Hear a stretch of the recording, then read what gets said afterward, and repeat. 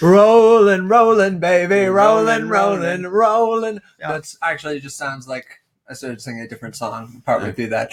Thank you. Rolling. Was that the entire song? Yeah, I'm pretty sure. Okay. No, there was a moment where he's like, "Yee-haw, boys!" There's like a whip cracking. Thank you for tuning in to this episode of the. Now I can think of as Lion King 1.5. We'll do that movie probably at some point, depending. Maybe not. Maybe there's no salvaging that. Thank you for tuning in to the newest episode of Footnotes, a podcast where we talk about how to rewrite bad or mediocre movies and TV shows and make them better. The most ambitious show of its type. And thank you, obviously. And thank you for weathering through American Tail, Fievel Goes West. I'm assuming everyone who's tuning into this podcast has seen it. We're going to be spoiling the whole film in case you haven't. We're also going to be spoiling other films, including the first American Tail. And I have some information about the third American Tail that I want to share with everybody because I think it might be pertinent. So spoilers. So there's going to be spoilers for the third American Tail as well. No, there probably won't be spoilers. I never watched it because I didn't want to.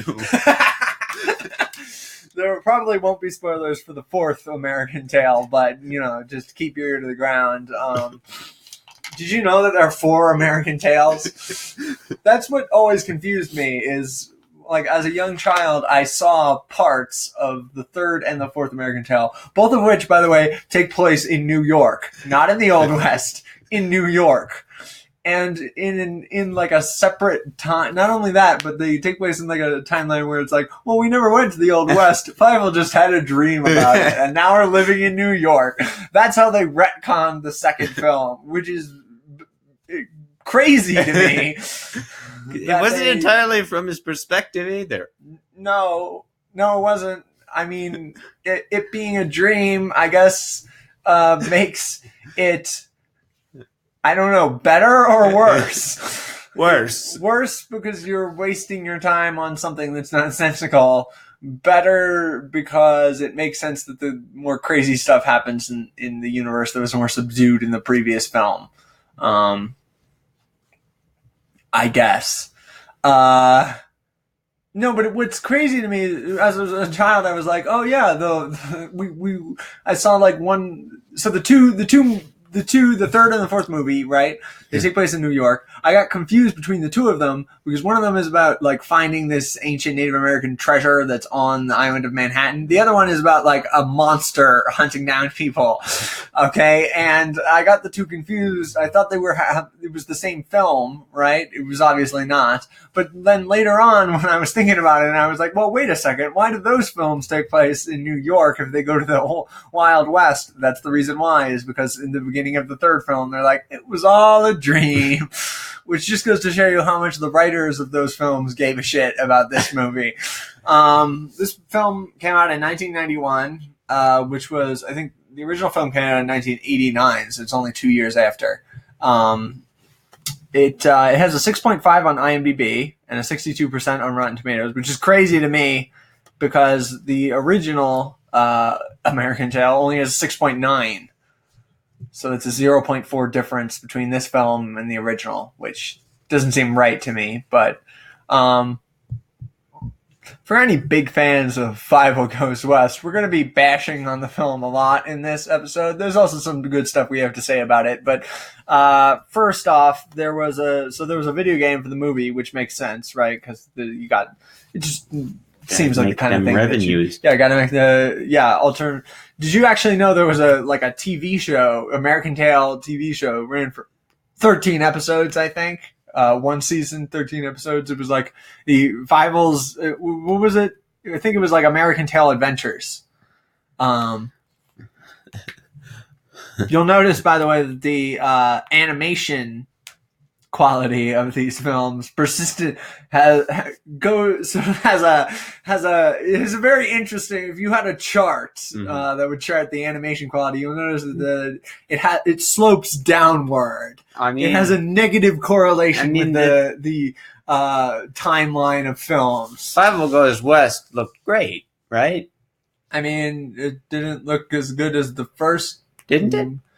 I don't think so. The thing is, it's more cartoony for one thing. They have more things where people's eyes bulge out of their sockets and the crazy eye. Yeah. The other thing is, it's a lot more like, how to describe this? Okay, so like with the original film, there's a lot of like dark or gloomy landscapes, right? Yeah, the waves turning into a monster. Right. There's like it's like nighttime when the cats attack at the beginning. There's when they get the massive Minsk, it's nighttime as well, and there's like fog and shit. Each scene in the original film has like a good like color palette, right? Like you remember how the last scene everything's gold and everybody's hugging and crying, right? Fievel Goes West does not have the same aesthetic beauty to it, I would say. Well, that's because it's more lighthearted. It's silly. You can tell that if you look at the two movie posters for these films, because the movie poster for American Tail it's like this. It looks like something you could hang on your wall, where it's like a picture of like you can see boots, people walking down off of a ship, right? And then there's Fievel there. But it looks, there's chains, there's reflections of the light on the water. It looks beautiful, right? The movie poster for American Tail, Fievel Goes West, is just Fievel standing on on a street with a bunch of goofy cartoon characters behind him in mid-action. Oh no, hijinks are afoot. So yeah, there's none of the same emotional depth, I would say, to the second film. Well, that's not true. There is emotional depth. It's just not the same kind of emotional depth. And this is the weird thing that we're going to get into, is that the third movie, again, for some reason, I became obsessed with this third movie. I was researching Fievel Goes West. I was like, oh, what's this movie about? I was like, why the hell didn't they make that for the second film? So the third movie is, I guess you could say, it jumps the shark because it has like these Native American mice living underground, right? Yeah. But it also is like, it has police brutality in it and like labor strikes and attempted genocide. Okay, I want this to have been the second movie. The third movie is way darker than the second one. It's crazy. They went like, well, the original movie, let's do something a little bit more lighthearted, right? Yeah. Okay. And then they were like, nah, let's turn this ship back around and go back the way we came. Because the third movie is like darker than the first movie. Like there's a sequence where the policemen are beating up this guy because he's like a rabble rouser and the factory owners don't like him, right? And there's a sequence where the police, like these corrupt policemen who work for the factory owners, get sent underground to murder these Native American mice. Because they think they might be a threat and because they want to like get rid of them, essentially. That's something that happens in the film. It's fucked up. Was there this weird murder machine going around in the sewers? No, that's the fourth movie. So, see, the fourth movie, they turn it around again. Because the fourth movie is like, is very like absurd and very like cartoony. And this is the animal world and animals have all these kinds of things, right? It's much more like the second film. So it was like zigzag. It's crazy to me, and it reminds me of the Rats of Nim. How the first movie is like, it's brooding, and they have to get the medicine or this child is going to die, right? And then in the end, like, an old guy gets crushed by a giant stone, and they have a duel to the death between these two rats, and one of the guys flings a dagger into the other guy's back with his dying breath, like it's a Shakespearean play, right? And then in the second Rats of Nim film, you have laughing, song sequences where people are making corny jokes. And people being turned into dog people. That's weird how it wasn't... It was a joke. It was a joke how they turned humans into these crazy monkey people or something. That they were just snipped, lobotomized. They were lobotomized. Yeah, it's real. It's weird. I think that's the way it is with Don Bluth films, because the original film is always very like it's always brooding and dark, like the original Land Before Time has like legitimately scary moments with the T-Rex with the carnivores, right? But then, like, if you look at the series, if anyone has ever seen all the direct-to-video sequels to The Land Before Time, then you'll see that immediately they're like, well, maybe that's a little too much. Let's make it nicer and let's make it more kiddie and friendly, right? We don't want to scare anybody, right? And that's what they did with Fievel Goes West, and that's why Fievel Goes West is not a very good film. I mean, that's one of the reasons why Fievel Goes West is not a very good film. Another reason is it's directed by Phil Niblink and Simon Wells. So Don Bluth was not involved with this production. It was the first production for the Steven Spielberg's Ambulation Animation Studio, which that's your first production, really. Don Bluth was set to direct, but he left the project because of creative differences. I'm guessing that he saw which way the wind was blowing and decided to jump ship. But it also could be that Spielberg was maybe like, hey, make it more family friendly and stuff. And he was like, I don't want to do that. I don't want to send them to the Wild West. Although I've seen, like, there is concept art, which has, like, a similar feel to the original poster. I mean, it shows, like Fievel on the back of, like, this beautiful, like, saddle, or, like, him standing on, like, a western, like, road, right? Yeah. So maybe at one point in this project, people cared about it? Yeah, well, maybe at one point in the project, it was going to be more like the original film, where it was about, like, the exploitation of migrant workers and the American dream and that kind of thing. Yeah. And maybe not. There's an idea of that in this movie about the cat sending the mice there because, like, cats and mice work together. Right. Well, yeah. But there's a moment where they're like, "Well, why can't we just eat the cats, the mice, boss?" And then the guy, the main villain, played by John Cleese, God bless him, and named Cat Arwal, is like, you idiot, we can't eat the mice until we've exploited their labor. Which is about as subtle as a frying pan hitting you in the face. I mean, the third movie isn't that much better because there's a whole sequence where these tycoon factory owner mice are like singing about how they're the like friends of the working class, basically, and they're talking about how they just like sit around and do nothing while everybody else works super hard. We work all day, we work all night, we never learn to read or write. Don't quote the roustabout song from Dumbo to me. Jesus. Yeah. So it's weird. Yeah, but that's like the only time when they actually mention anything political or social in that respect. Because for the rest of it, it's like, we're going to kill them all and make mouse burgers, right? It's stupid and cartoony and of course Tanya had to sing, "Look out, there's a giant mouse trap," because otherwise no one would notice the giant mouse trap. Yeah, well, they're all pretty stupid. We've established that. They all picked up and left their lives for essentially no reason. So that they could, I mean, they were like attacked by another gang of cats, but that's not necessarily a good reason to pack up everything and move to the desert where there's no water. But it's the American dream. Yep, it's the American dream. The thing I was thinking was that for us making this better, I mean, here's the thing, right? We have two choice options with this. We can either be like okay, Fievel goes west. Strap in. It's gonna get crazy, right? Right.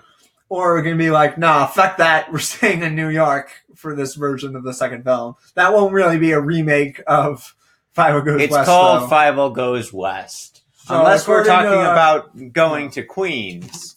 Oh, just a little New York humor for all you. Okay. I mean, yeah, according to the rules of Footnotes that we ourselves created, we're sort of bound by the premise, if not the actual sequence of events. So the family has to go west at some point. What if the whole movie was them going west? The that might be a bit more difficult. Okay, let's try it. Let's give it a try. No, it's just a suggestion. Well, it depends because, so like this was the 1890s. It's supposed to be, I think. They had, transcontinental railways back then. They had steam trains, but there were still people moving west in like wagons and stuff. Of course, they're mice, so them walking or like traveling. I don't know what even like what pack animal they would use to. Well, of course they would. Stuff. They would An use insect, I guess. Human. Yeah, they would just travel. be. They would just be on the back of a. And of course, they wouldn't. They wouldn't take the time to wagon. place signs determining where the bad lands are and where the worst lands are. So stupid. You can also tell how you can also see like the descent of a series by how much they focus on the comic relief characters. Another problem with Fievel Goes West is that Tiger is in the film. Tiger, a character who is, not essential to the previous story. No, but he did the shows thing. up He in did the- that. He did the. He had a song sequence. he helped find Fievel at the end. But no, that's true. He helped find Fievel at the end. I don't think they needed him for that. They could have; those sequences could have happened without him theoretically. But they decide, oh yeah, he's going west too because his girlfriend is going west, right? Right. Yeah. And then they have a whole sequence of him getting attacked by various dogs, going underwater, and then ending up dogfish. He doesn't even end up on the train. He ends up going to the west in like a barrel or something. And then he gets dumped off. Mm. And then he's walking in the exact opposite direction of Fievel, so they happen to be walking aside from each other. Yep. In the middle of the desert. In the desert. Yeah, so the thing is, I mean, this is another thing with Don And it Bluth. isn't near anything either. It's the exact middle of the desert where nothing else is around.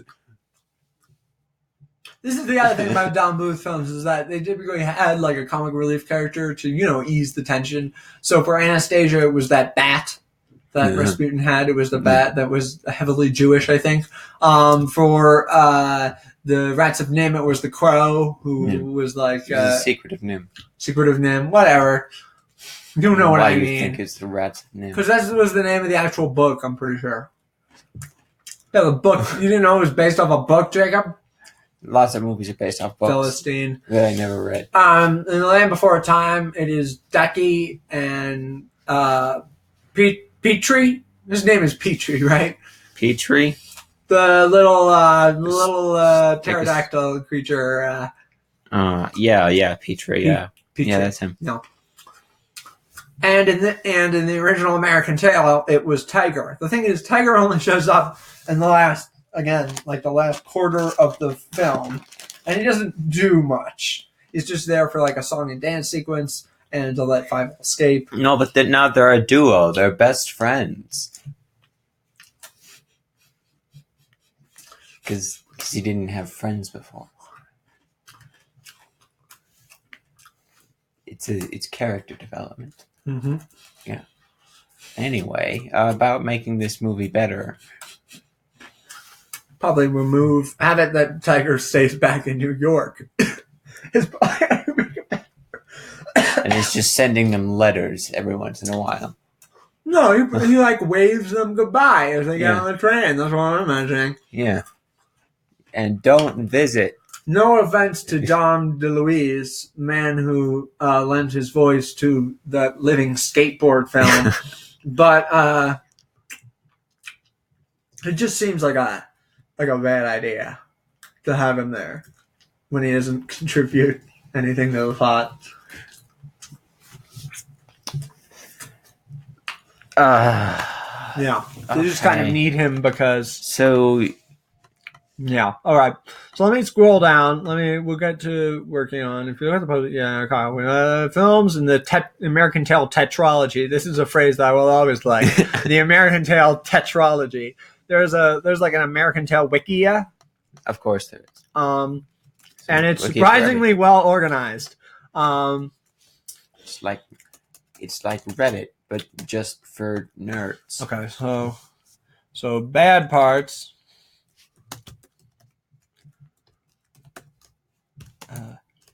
No emotional center. Too much comic relief. There we go. And then we should point out before we continue. Of course. So there are a few parts in the movie that I think at least have charm to them. Yeah. Like, for instance, the sequence where... I also want to... Before we go any further, just so you know, Phil Niblank, he also directed Puss in Boots, a movie that was where Puss in Boots fights a giant goose and gets betrayed by an egg. And We're Back, A Dinosaur Story, which should not surprise you at all because that film is about as sensical as this one. Except it's actually worse. It's much worse. This film at least has like a thorough line. Like you understand what's happening. In that film, it's just crazy shit. Professor Screw Eye. Professor Screw Eye.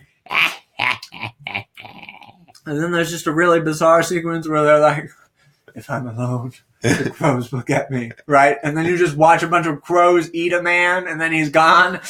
But the screw is still there. Yep. Because crows don't like screws. They don't eat metal. Everybody knows that about crows. Nuts. What a bizarre film. All right. We'll do We're Back at some point, I'm sure, because that's another fantastic film. Lord, give me strength. All right. The good parts. So there is emotional parts, like the part where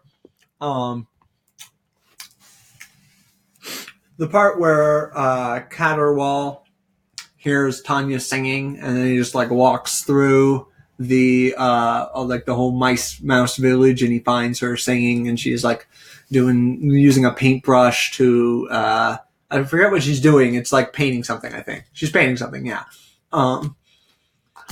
Like that's a good sequence if you watch that. And the song is singing is emotional. Her need for appreciation of her singing is set up in the beginning when humans are throwing tomatoes at the singing mouse. You're just going to have to. You're just going to have to pull back, okay? All right, you can appreciate portions of the film while remaining skeptical about others, okay? It's all right to be like, yeah, this part doesn't make any sense. And also be like, because something can be sentimental without making sense. Right. Just watch Twin Peaks. Yeah. So there's that moment. That moment is good. What else? When she's singing at the burlesque club, when she's singing at the burlesque club, that's fun. It's nice and bouncy. I've watched that sequence over and over again. I don't know why they have to include a burlesque club in every children's Western film. I feel like they don't like that was in Home on the Range too, right? It just showed up for like a 30-second sequence. Home on the Range too? No, Home on the Range as well. Not the second Home on the Range. Thank goodness. In Home on the Range, they burst into a saloon that has like a burlesque show, and they're there for like 30 seconds. It's not part of the plot at all. They just, I guess, burlesque shows are part of the Western Yeah. Western movies, so they have to use it. It's the only because that's what got racism. people to the West. Sex appeal. Racism. There's racism, by the way, in this film. Just so you know. Like acknowledgement of racism. No, like racist depictions of Indians. Of course. Yeah, Again, it's really weird that the third film, and I've only seen a few clips, so I can't speak to like how well the people of the native mice are depicted, but they are much more like they're like actual people, like characters. They're not like caricatures who just say how, like in this film, or like worship people because they look kind of like a mountain, right? In this film, it's just absurd and racist. Like, again, this was 1991, people, and they're like, they took inspiration from the wrong sources. Maybe is all I'm saying. But in the third film, it seems like they're much more accepting and like understanding. It's so weird. They're trying to. It's an apology, is what it is. They're trying to appeal to that Native American market. I don't think that's what they were doing with that film, but sure. And I don't think the Native American market is big enough to sustain that kind of very different cultures. No, I mean, no, that's true, but I mean in terms of depicting indigenous people. Yeah. Like the indigenous people in the West were not more like the indigenous people in Fievel Goes West than they were like in the indigenous people in, I forget what it's called, but it's like the Treasure of Manhattan. Yeah. Don't even remember what it's called. I mean, I don't remember what it's called because you thought that it was one film as well. I had to remind you that there were two films. I had suspicions the it more was crazy stuff the happens next in the one. second film. Yeah. The fourth film. It feels like the second film, though. Because it's a completely new experience. Let's assume that he does go west, because there's two scholarly interpretations of the American Tale tetralogy, by the way. The first one is tetralogy, yeah. The first one is that, Fievel Goes West was a dream, right? Uh-huh. And so it goes first film, second film, because it's a dream, then third film, fourth film, right? Yeah. The second interpretation of the American Tale tetralogy is first film, third film, fourth film, second film. like it's some weird anime or something. Okay, wait. So their ages. How old are they in the third film? They don't come out with them age. As in the second film? Yeah, pretty much. Okay. Huh. All right. So you're telling me that Fievel had a premonition, a prophetic dream? Think it would make sense technically that him having a dream about going to the West, because he daydreams about going to the West at the beginning of the film, right? Or he dreams, I forget what happens. But he thinks about going to the West at the beginning of this film. It would make sense. And then in the film, he has fantasies about it. So those things are not necessarily. I'm remembering that when he woke up from the fantasy, but I assumed that was just them going back. Yeah. Not, it never having happened. Look. No, I know. I'm saying that you can interpret it two ways. 3 ways, really. 3 ways? 3 ways. What's the third way? That the third and fourth movies are actually dreams, and he's actually in the Wild West. The second one happened, and then they moved back. Moved back. I don't think that's what happened, but sure. That's what we all assumed when we first came in here. Oh, you didn't assume, like, at the end of the film, you're not like, yep, now they live in the Wild West. You're like, now they're moving back to New York because the Wild West is shitty, and they tried to get murdered. Because they keep changing their minds. Right, okay. That's a possibility, I guess. But no, why don't they go to the West Coast? Well, what I was going to say... Get away! Get away! So there's emotional parts with Tanya and with Miss Kitty, I would say. Miss Kitty. Kitty. Yeah. Miss Kitty. But the thing is, so in terms of like actual historical stuff, I was thinking it should be like a gold rush type thing. Like the reason why they go is not because this fancy schmancy guy shows up and is like, "Hey, you guys should go to the Wild West," and everyone's like, "That sounds like a good idea." There's a mine. Well, the way that people panning for gold usually was by a river, right? Mm-hmm. But if they're in a desert, there aren't a lot of rivers. Well, there are rivers in the desert, Jacob. Like the Rio Grande is a river that goes through the desert. But it could be a mine as well. I mean, what I was thinking is these cats, they're like, hey, there's gold rush, right? Come to this town. The property is basically worth nothing, right? You could get rich, right? So then they like organize these mice to go to the West to mine gold for them. But then the other thing is like, what are the cats going to do with gold? They're going to make it into a currency. Although I guess in the original film,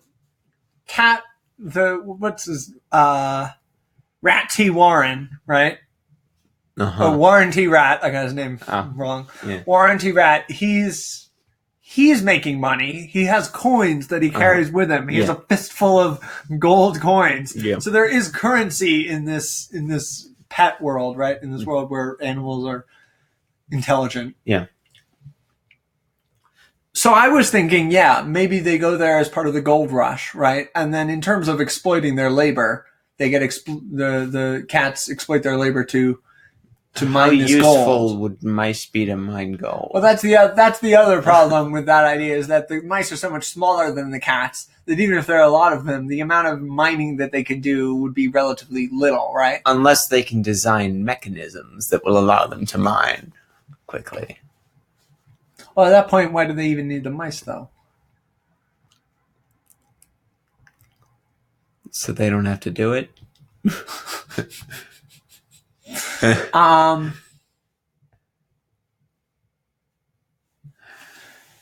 I mean, here's the thing, right? So I had a couple of I had an idea. We can go back to maybe the whole movie is them traveling west idea if we want to. But I had a couple of ideas. I had this idea of the gold mine, right, or the gold rush being the focus.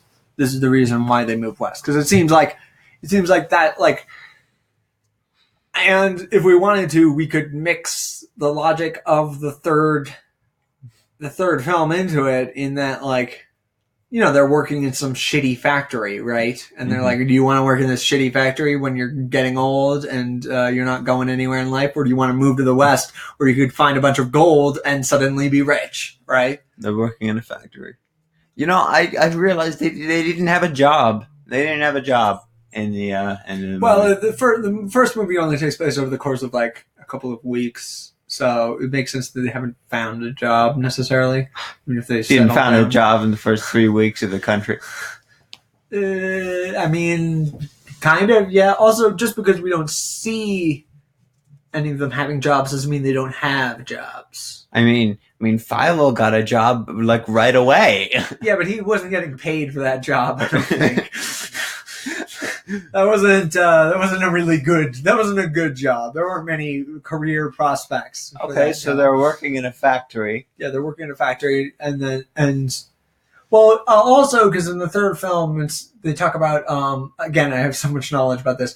In the third film, they talk about Papa, the Big Mouse, Big Mouse McGee with the violin. Yeah. He's getting older, right? So he's getting older, right? Because he lived on the roof. His output is slowing down, right? So it makes sense that they're like, well, Papa can't work in the factory anymore. Like maybe he gets fired from his job even. Yeah. Maybe he does like rouse some concerns about like the labor, right? Yeah. And the factory owner's like, nah, none of that shit. You're fired, right? And he gets fired, right? And so they don't have a job, right? And they're living in the slums. And New York was a shitty place for most of its existence. including in the 1890s, it was a hotbed of infection and disease, and there were people living in shit and mud, like most cities for most of history.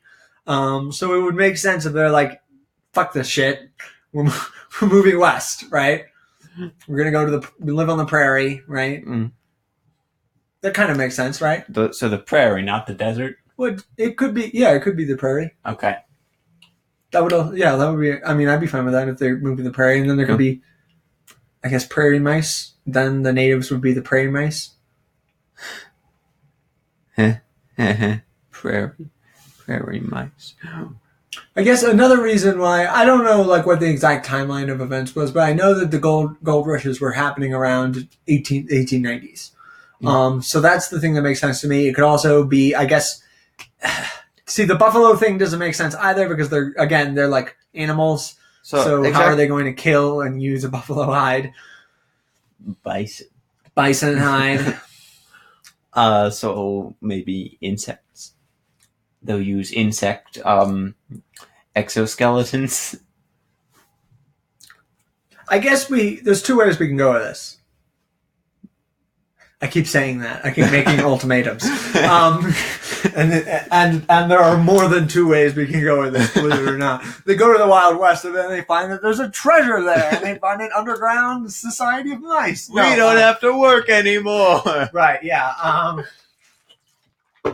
No, I'm thinking we can either do it like House on the Prairie, where they move west and then they don't encounter like the physical threat of cats, right? They encounter threats of like,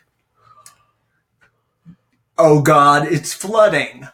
Oh God, there are locusts everywhere.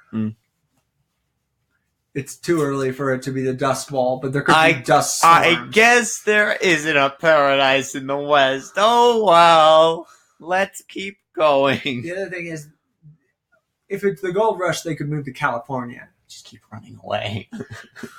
Well, that's kind of Little House on the Prairie too, though, because in Little House on the Prairie, they just keep moving from place to place because nowhere they go is like the land stops being valuable.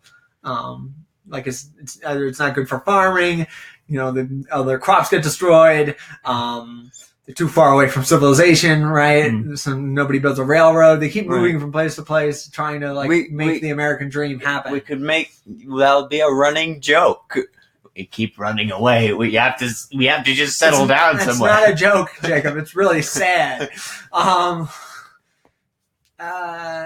So we can either have it be like a House on the Prairie type situation where the obstacles that they encounter are physical obstacles, right? Are nature, right? It's man versus God, right? Or we can have it that they get convinced to move to this town either to help with maybe it's gold, maybe it's like farming. They get convinced to move to this town. I had this idea of like this crazy, this messed up coyote, right? Who's organized these cats in this whole scheme, right? I'm thinking like he's like coyote, get it? No, human smuggler. That's what a coyote is. Yeah. Really? Yeah, human smuggler is called. Well, then it should definitely be that. It should be that this coyote. It should be that this coyote is like. I'm thinking like Cat Our Wall has like a gang of cats, right? And the gang of cats is working with this coyote to bring these mice in to do something. I haven't figured out what, but he's bringing them in to exploit their labor for some purpose, right? And then what I was imagining is that because in the movie we get these sequences where it shows that John Cleese's character, Cat Our Wall, has every time I say that, a little part of me dies inside. Because we see that he has like moments of softness, right? Tenderness. I'm imagining that he ends up trying to bail from the plan, right? Yeah. And the coyote is like the big villain at the end of the film, right? and the cat and cat a rot Caterwall. Cat R wall. How about cataclysm? I don't know if that's a better or worse name. He gets rehabilitated. And well, no, I was just now. I was imagining that, yeah, he ends up working with the good guys to stop the evil coyote to some extent. Or, like, he tries to bail from the plan, right? And then the coyote is like, if either you go through this or we're going to kill you, and then we're going to kill them, right? Wait. So the coyote is native, so wouldn't that be racist? Not necessarily. Well, if we wanted it to, the coyote could be from, I was going to say Mexico. That would be more racist. Would it? Don't you know if the bad guy is a minority, it's racist? Not necessarily. I don't think that's true. Also, aren't the main characters a minority? Aren't Russian Americans a minority in the 1890s? Yes. Okay. No, I was imagining he's like the coyote is like, he's learned to survive, right? In this new form of civilization, people moving out here, right? See, I wanted it to be more like Rango, kind of, where they have this weird plan. We're never going to be better than Rango. No, I know, but I wanted it to be like they have some sinister plan, right? Yeah. And the good guys end up stopping them from whatever it is they're doing. Okay. And the only thing I can think of is like they're building a dam. It has to be like the Rights of Nim. It has to be that they're building some kind of contraption, right? And the contraption is supposed to benefit. The contraption is supposed to benefit all of them. But blow up the cave. But what it's actually going to do is kill a bunch of them. But then even killing them doesn't really make sense, because if they need their labor to like get gold or something, then it doesn't make sense why they would kill them. And they only need their labor for a bit. For like one thing to go down, and then they won't need them anymore. Tell me how crazy this idea is. Uh-huh. There's some there's a buried treasure, okay? I just had an idea, right? No, it's Jacob, like Honest John. Don't you ruin this so for he's sending kids. It's like when he sent the kids to the amusement park and turned them into donkeys so he could send them to salt mines. Yes, it's a similar. So he's taking them to the coyote is taking them to the west, then killing the mice, and then taking new mice to the west to use their labor. Well, yeah, I mean, I guess that makes sense. But what? But okay, even if the coyote is hungry, why would he kill them? Unless maybe they like run out. They're not working for him more. Oh, I know what it can be. It can be a coal mine strike situation. Oh, so that's awesome. No, what we can do is that. Yeah. Okay. So they can be. Yeah. So you know about like the coal mines. You know about like the coal strikes in Colorado and what ended up happening with like I guess that was actually in the 1910s, if I remember correctly. But this is around the same time. With same 50 years. It's not the same 50 years. It's the same like 20 years, maybe 10-year area. Yeah. Okay. Yeah. But like J.D. Rockefeller sent a bunch of like state troopers to go and murder the unionists who refused to work in the mines. Right. Yeah. It should be that kind of situation. Okay. It should be that the coyote has set up this thing, right? He set up like a mining town essentially, right? Yeah. And it should be that they leave New York because they're being exploited in these factories, right? And they have no union there or whatever, right?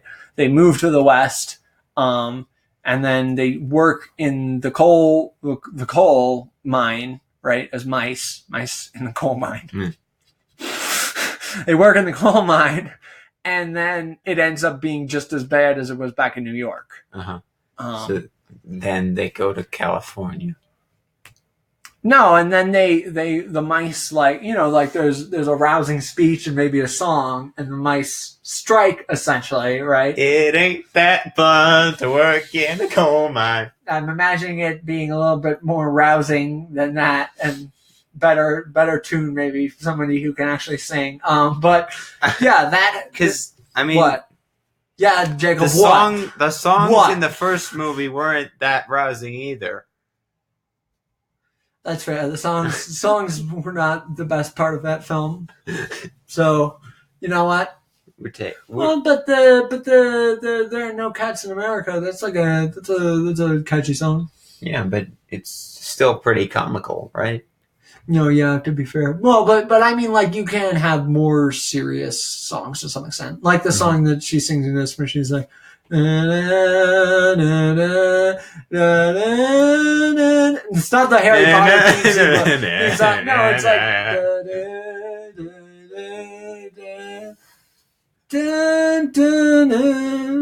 I can't. I'm just singing the Harry Potter theme. Just look up the clip, okay, where Tanya is singing. Oh no, that I'm not alone. Yeah, it's similar to that song. That song. There's one serious song in the first film. There can be one serious song in this one, somewhere out there. But like, yeah, kind of song similar to that. Okay. To some extent. Yeah, but and then like the coyote can be like, well, if they're gonna strike, then we're gonna go and kill a bunch of them, right? Yeah, and we'll kill the singer first to make a point. Well, no, she's just going to be collateral, is what's going to happen, and then Caterwall is going to redeem himself. Yeah, he's going to punch him in the face. Well, no, he's going to pretend to go along with it, and then he's going to assist. I don't know if Wiley Burp is going to be in this version of events, but he's going to assist the mice in maybe escaping. Maybe instead of, or it can be a fire thing, because that's what they did here in Colorado. They set fire to the mining camp. And a bunch of people suffocated because they were in these tunnels, right? Wouldn't that, like, destroy a lot of the coal that they were trying to get? No, the camp is not on top of the mine, Jacob. It's just near it. The mine is up in the mountains, right? Okay. Yeah. Well, let's hide in the coal mine. No, I'm just imagining he, like, sneaks. They use trickery, right? Yeah. Again, like, using your brain instead of your brawn, right? They use trickery to sneak the mice out of the camp, right? Mm-hmm. Yeah. And then maybe there's some confrontation with slingshots. I don't know. I don't know how we would do that differently. The coyote has to die because he's a sick motherfucker. I'm imagining he's had a messed up life, this coyote, right? Yeah. So he's learned how to play the game, essentially. He's learned how to deal with the foreigners, how to deal with immigrants, so that he can benefit, so that he's not living on the outskirts of society, eating garbage.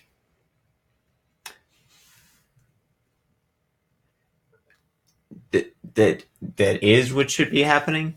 No, that's why I'm imagining is his motivation. That's why he's evil. Because he eats garbage. No, he's evil because he's been disenfranchised to some extent. He's been uprooted, and because of that, he's tough. He's gnarly. How wily? Yeah, he's a wily coyote. So there isn't going to be Wiley Burp in this. I'm fine with this because the actor, the voice actor, is dead. Oh, well, I mean, but we can cast anyone we like. This is an imaginary thing, Jacob. We don't have to actually make a movie. Seth Rogen. Why would you ever choose Seth Rogen to voice act in a film? I'm aware of the irony, people. I'm being sarcastic, to some extent. He's awful. No, I mean, I guess I don't know. Not Seth Rogen, but I mean, like, I guess we would take out Wiley Burp. Here's the thing: there has to be some climactic confrontation, right? Is the climactic confrontation not the camp being set on fire? Well, no, the camp gets set on fire, right? But then the mice escape. Yeah. What happens then? Like, is the comeuppance for the coyote? Here's an idea. Yeah. the townspeople, right, the unionists, Mm-hmm. the mice folk, Mm. they make like a bargain with the local. Now I'm thinking this is after the Trail of Tears, though, so there probably wouldn't be. Well, there might be natives living in that area, depending on where they are in the United States. Imagining that they make like a deal with the natives of that area, like the field mice. Yeah. And they organize, and together they overcome the coyote and the gang of cats. All right. And in that respect, it's very similar to the first film, I guess, now that I'm saying it, but it's structured slightly differently, and it's more of the same. I guess it is very similar to the first film. It would be very similar to the first film according to that story structure. But Tanya gets development. I guess, is she going to be a singer in this version? Why not? Right. Well, those sequences are fun. Because that's what inspired. No, you're right. She has to Yeah. be. Yeah. And then and then also, I guess it's a similar thing to Tiger, except it's like a longer arc for Caterwall, where he learns to get along with the mice and that they can coexist semi-peacefully. Yeah. Semi-peacefully. Semi-peacefully. Well, he can eat bugs and shit, right?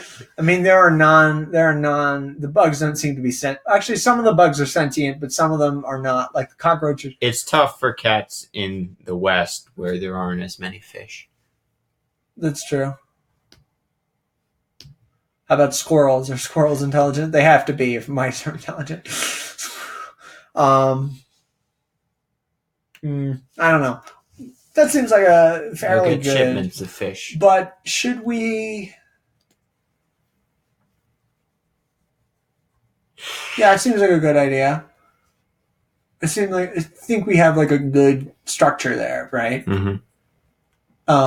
And it combines, I think, what was good about the third film with what was good about the second film. Yeah.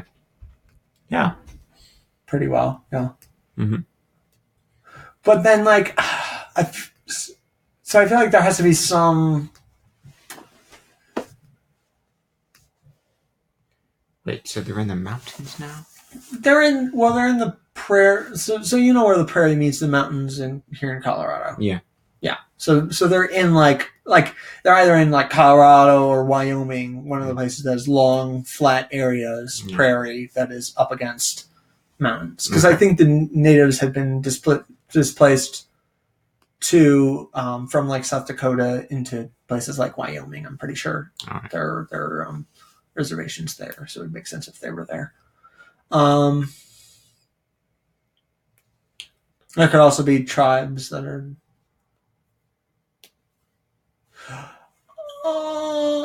No, but for a second I was like, there should be mice living underground, like underneath, like in the same tunnel system as the coal mine, right? Yeah. And then maybe the coyotes like, well, we can't have a bunch of them getting our coal, right? Mm-hmm. Again, I don't know they how would use it for some reason. Again, I don't know how the coyote is benefiting from the coal, but they do have money. They do have money in this world, right? They have money. We've established that. So he's selling it to cats and mice and warm up his hovel. Yeah, right. No, that makes sense. They don't have their own trains, so they're not. It's not that big of a source of income. But they might have their own like tiny stoves that use coal. Yeah. Big market. Yeah, big market. So I don't know. Is that a worse or better idea that they find these natives living underground, like hiding underground inside the mountains? I feel like it's a whole new plot thread to weave into this story. What I was imagining is that they have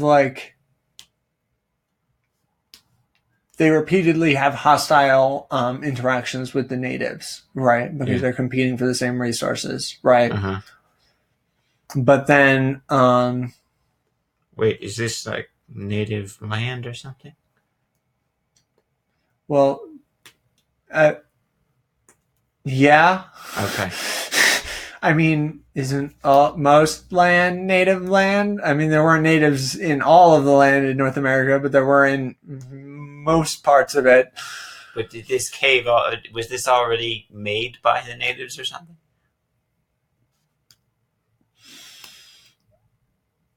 No, you're right. They shouldn't be underground.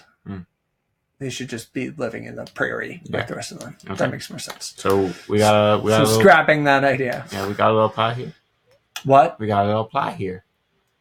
But then, I think what should happen is maybe because there's a sequence in the third film where Fievel is talking to this young female mouse about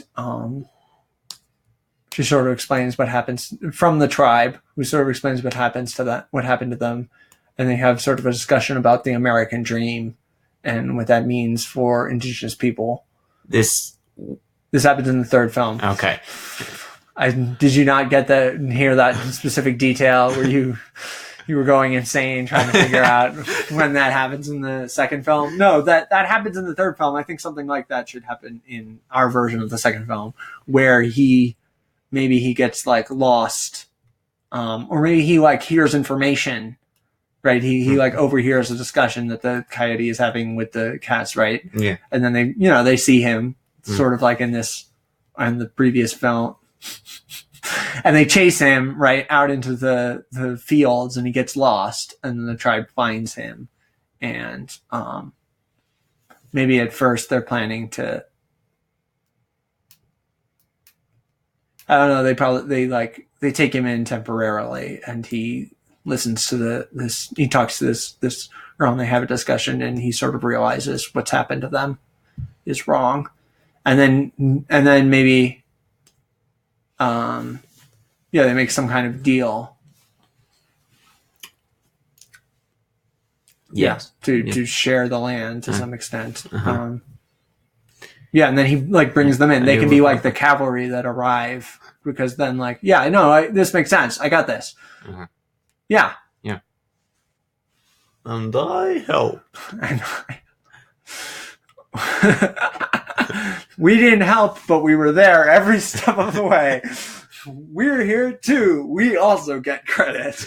I'm trying to remember what that was from, but there's it was some TV show or something where it was oh no, it was another case solved by the such and such and the such and such, and then one of them's but we didn't do anything. We're a package deal, right? No, that makes sense. And then Tanya and Kadarwal can get the people out of the town while it's burning, and then he can bring in the natives, and they have a fight, right?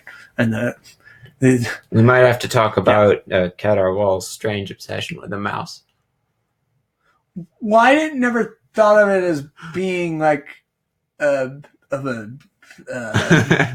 inappropriate nature or an interspecies. It just seemed like he really enjoyed her singing. It touched him. Yeah, I was worried about during the movie that it might have been something weird. No, I think it's just that he listened to her singing, and it made him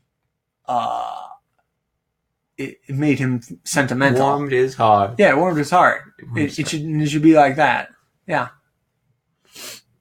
Well, it also can be another thing where it can show that people who maybe were part of the oppressive system can turn and help the underdog. They can help the exploited migrants or the natives that have been forced off their land. Mm-hmm. White guilt.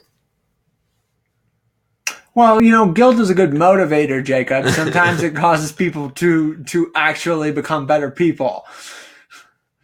I mean, that's what sometimes it causes you to get an Instagram account. I mean, that's what guilt is for. I'm pretty sure in human psychology, that's the reason why we have guilt, is that so we'll get better to some extent, so that we will feel bad when we do bad things. Some people are too guilty, but that's a separate issue. Should Tony Fanobi come with them, or should he stay back in New York and be one of the people bidding them farewell as they go on the train? Fanobi. Tony Baloney. What was his name? Girl. What? The girl boy. Jacob, that is an offensive terminology that I demand you take back this instant. It was played by a woman, right? He was played by a woman? Yeah, but lots of characters are played by women. Like Bart Simpson is played by a female actress. Case in point. That doesn't mean you should call him that. That's so needlessly, like, rude and kind of weird thing for you to say. Should Tony Finobi be in this movie? Yeah, that was his name, right? Finobi? What was his name? You told me it was Tony Finobi, so I believe you. Fitelli? Tony Fitelli. No. Fitelli. It was like Finobi. Fergatelli. It was like, yeah, it was like Finobi. It wasn't Finobi. I'm not going to look it up right now. Should Tony come with, Tony and his Irish lass come with them, or should they stay back in New York and be like waving them off as they go on the train alongside? I was going to call him Checkers, but his name is Tiger. What do you think, Jacob? Yeah, that's fine. What do you mean? It's fine. Answer the question. Which one? No, but what do you think? Jacob, answer the goddamn question. I think you should stay. We didn't put in any no, you're reason right. for him to be there. He should stay. Okay, that's cool. And then I guess, so Tanya's arc is her becoming more confident, right? Fievel. What's his thing? Well, like I was, so in the, I guess, well, it can be, so here's one thing, and it can be that, right, he's idealized the Wild West, sort of, right? Yeah. Like the Western part of America. And he probably has, like, which I'm sure most children on the East Coast who were white had this. He has, like, these, he wasn't white, he was Jewish. He can have these sequences, he can have these fantasy sequences where he thinks of these natives as being these racist stereotypes who are like mindless savages, and where he thinks about everything being like great, and where he idolizes sort of violence, right? Yeah. Because that's what kids were like. I mean, still are to some extent. But then, like, when he's actually confronted with the natives, he realizes, what they're actually like and what they've been through. And then, like, when he's actually confronted with the fire and the violence, he realizes what that's actually like. And it can sort of be him being, like, before, like, the first movie is him becoming a man, I guess. But in this, it's him becoming wiser and becoming a more empathetic person. Mouse. Yeah, more empathetic mouse, realizing that you shouldn't solve your problems by shooting people with slingshots. You should solve your problems through diplomacy. Yeah, okay. I think we got a pretty good... He becomes a lawyer. Well, I mean, sure, why not? I'm shaking my head for those who can't see. Okay, well, that's cool. I think we got there. Yeah, there should be a coyote in there. I just wrote down those two things so I wouldn't forget them. Yeah, I like this. And what's also cool is that there were like there were like a number of some of the like early, like the lounge singers and performers. A lot of them were Jewish, so it makes sense that Tanya goes into. Yeah, if you look up a list of female singers from like the early 1900s and the late 1800s, then you'll see that a number of them were Jewish. So because that's where all the money is in the West. Well, because it was one of the only fields that they could make money in. Wasn't Marilyn Monroe part Jewish? Part Jewish. That's right. She was only a half Jew. That's not how it works, Jacob. Okay, but sure, yeah. I don't know. I don't remember. I don't know that much about Marilyn Monroe, except that the lizard mafia killed her. Okay, I think we got a good thing here. Yeah, it's very similar to the first film, but maybe that's a good thing. I'm just throwing it out there. Maybe it's a good thing that we're not straying too far from that particular path. And we didn't steal from Rango.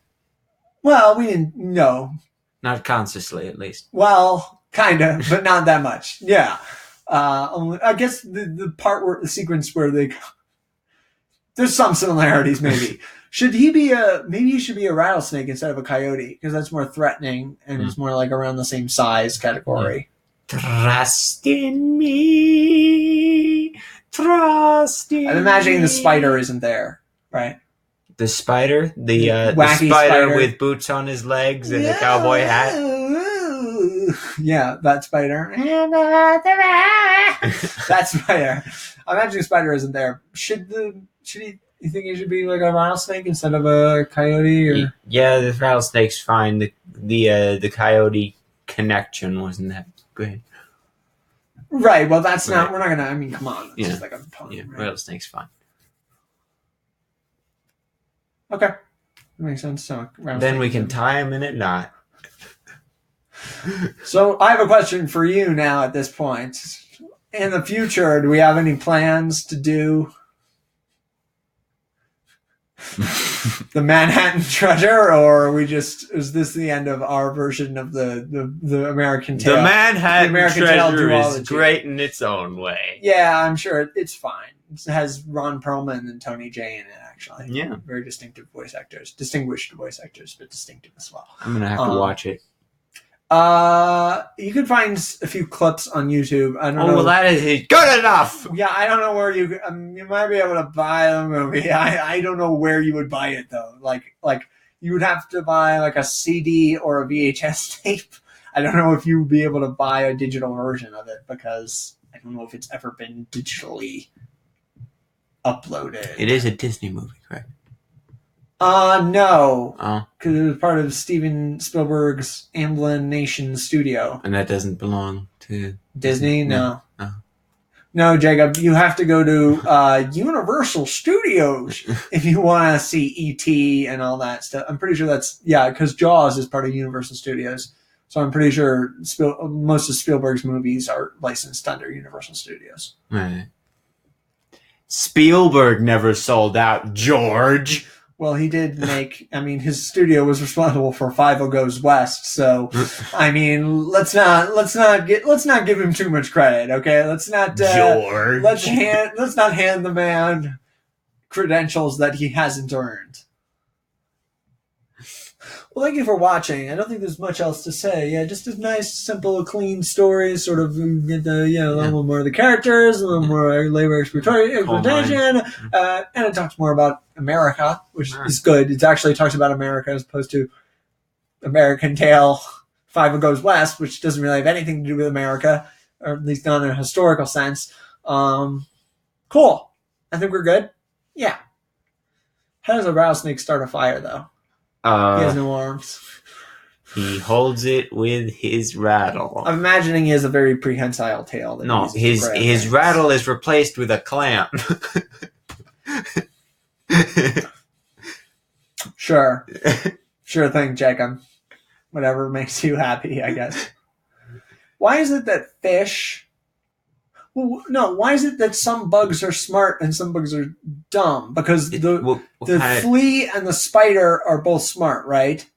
Sure. In this movie, I'm pretty sure there's a scorpion that's stupid, right? It's just like a scorpion crawling along, right? It doesn't speak, right? And then in the first movie, there's a bunch of cockroaches. They don't speak. They're just cockroaches that want to eat Fievel. Maybe they speak different languages. Yeah. American Tale 3. American Tale 3. Fievel goes to California. Fievel goes even wester. Fievel goes wester. Fievel goes to Alaska for the Alaskan Gold Rush. American Tale 3. Yukon Gold Rush. American Tale 3. The Abominable Snowman. Thank you for watching. If you've enjoyed this, please leave a comment. Tell us how you would fix Fievel Goes West. Or tell us if we're dumb and Fievel Goes West is a great film that doesn't need to be fixed at all because it's so great. Thank you for watching. Have a nice day. Anything else to say, Jacob, before we leave? Trusting, rolling, rolling, rolling, rolling, rolling, rolling, rolling.